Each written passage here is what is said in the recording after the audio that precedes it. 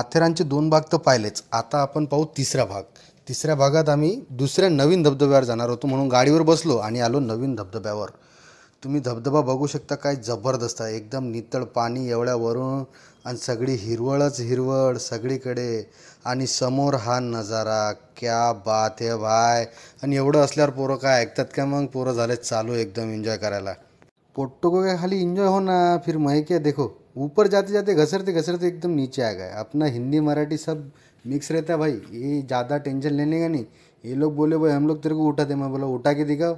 81 kilo वजन है बाबा. ये बोला दोनों में लेके उठाते, दोनों में लगे उठाओ ना. फिर उठाने को तो हुआ नहीं, फिर चालू हो गए नाचने को. ये देखो इसको लोट दिया नीचे और ये भी आ गए नीचे. भाई एकदम घसरगुंडी कर डाला ना हो इन लोगों ने. इनो तो हो गया, फिर बाद में साजन बोलता हो काय की रुकू, वो भी चालू हो गया ना भाई. वो नीचे जैसे आया जैसे तोंड पे गिर रहा था ना वो बा. देखो थोड़ा सा वाच गया, नहीं तो डायरेक्ट तोंड फूटता था इसका. और ये बंदा तो वही खाली कल्ला कर रहा था, बस कल्ला, ज़ोर ज़ोर से बस कल्ला ही कर रहा ना वो, दूसरा कुछ चीज़ नहीं. लग गया भाई ये साजन, लग गया फिर अभी मंग्या के पीछे.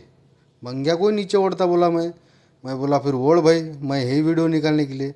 जैसे मंगे नीचे आया डायरेक्ट धाडला करके नीचे. मंगेश असा पडला आणि सगळे पोरं पाहून त्याला हसून राहिले. ते एकदम झऱ्याच्या खाली.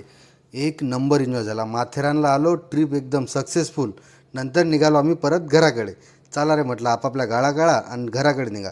घराकडे तर निघालो, पण एक आहे, तुम्ही रविवारच्या दिवशी कधीही माथेरानला येऊ नका. खूप गर्दी असते बाबा, लय म्हणजे लय.